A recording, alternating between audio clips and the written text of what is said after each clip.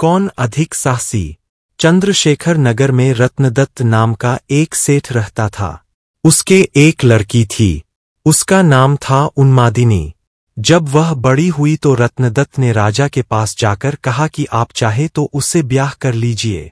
राजा ने 3 दासियों को लड़की को देख आने को कहा।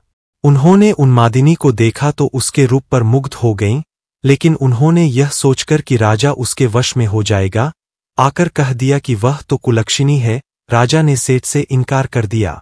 इसके बाद सेठ ने राजा के सेनापति बलभद्र से उसका विवाह कर दिया।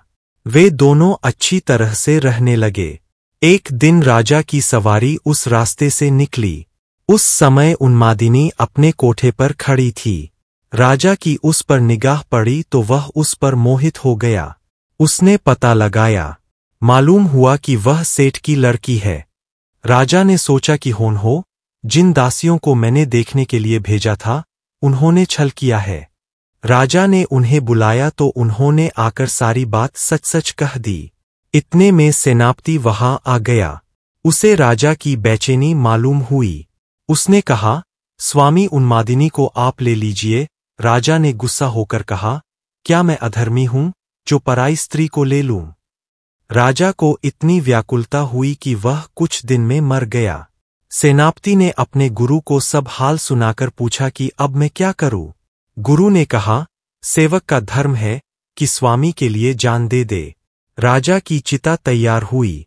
सेनापति वहां गया और उसमें कूद पड़ा। जब उन्मादिनी को यह बात मालूम हुई तो वह पति के साथ जल जाना धर्म समझकर चिता के पास पहुंची और उसमें जाकर भस्म हो गई। इतना कहकर बेताल ने पूछा, राजन, बताओ, सेनापति और राजा में कौन अधिक साहसी था। राजा ने कहा, राजा अधिक साहसी था, क्योंकि उसने राजधर्म पर दृढ़ रहने के लिए उन्मादिनी को उसके पति के कहने पर भी स्वीकार नहीं किया और अपने प्राणों को त्याग दिया। सेनापति कुलीन सेवक था। अपने स्वामी की भलाई में उसका प्राण देना अचरज की बात नहीं। असली काम तो राजा ने किया कि प्राण छोड़कर भी राजधर्म नहीं छोड़ा। राजा का यह उत्तर सुनकर बेताल फिर पैर पर जा लटका। राजा उसे पुन पकड़कर लाया और तब उसने यह कहानी सुनाई।